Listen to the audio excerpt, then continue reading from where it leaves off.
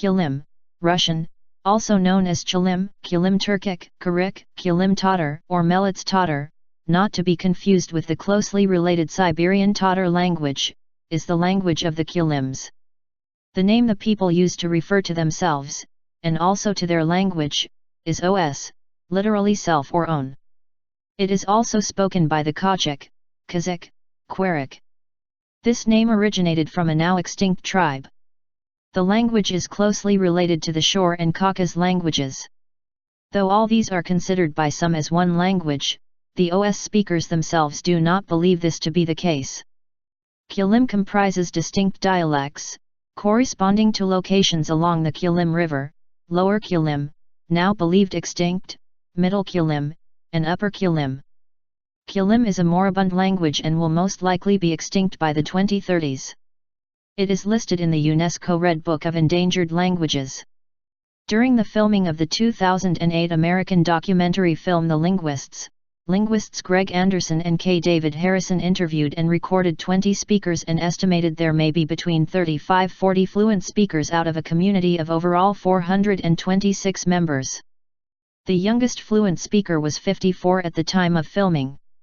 The speakers are located in Russia, in southwestern Siberia, north of the Altai Mountains, in the basin of the Chulym River, a tributary of the Obi River. The Turkic, northeastern villages where the greatest concentrations of Os live are Beliyar, Novoshimulovo, Ozyorno, and Tegoldet, in eastern Tomsk Oblast and Pasikno in western Krasnoyarsk Krai. Citation needed. All speakers are bilingual in Russian. In Soviet times, speakers of the language suffered as children were discouraged from or punished for using the language in schools, in a process of language devalorization. History. Chulym was once a widely spoken language, but its history consists of multiple waves of colonization and linguistic assimilation, first into Turkic, and now into Russian. This shift becomes even more evident when one studies the structure of the language, which is distinguishable from other Siberian Turkic languages. Now, Middle Chulym has become endangered due to the Russian hostility that occurred during the mid-20th century. It was during the 1940s, when Joseph Stalin was in power, that there was an establishment of a program called the Second Mother Tongue Policy. This included the act of rounding up children and sending them to boarding schools, where they learned the nation's language and were forced not to speak their own native tongue. The program quickly caused the community to abandon the Chulym language. Soon enough, the language became associated with negative connotations and thus it gained an inferior and low social status. According to the film, The Linguists, a Chulym native speaker, Vasia, claimed that Chulym was viewed as a gutter language, and the language was no longer passed on to the children. Furthermore, in the 1970s, the Chulym community was forced into Russian-speaking settlements, where they had to adapt and speak the Russian language in order to move up in the social ladder and have greater chances of economic prosperity. Soon enough, Chulym speakers were abandoning their native tongue. This caused the community to lose a great number of speakers and their language traditions. Not only were the Chulym people forced to abandon their language, but also the government dropped them from the census statistics as a distinct ethnic group after 1959. Under the eyes of the government, the Chulym population was seen as non-existent, and not enough to earn itself a place as a different national unit. It was not until 1999 that the community regained their status as a separate ethnic entity.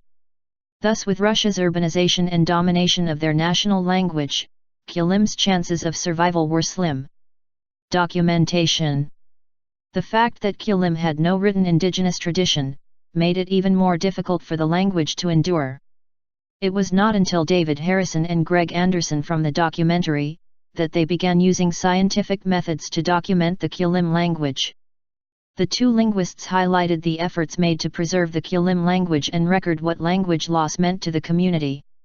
The two traveled to Tegoldet, a small village where they were able to find 3 Chulym speakers. It was there that they met Vasia, who was the youngest native Chulym speaker at the time. Their process of documentation included sitting down in private with the speakers and recording them during the interview.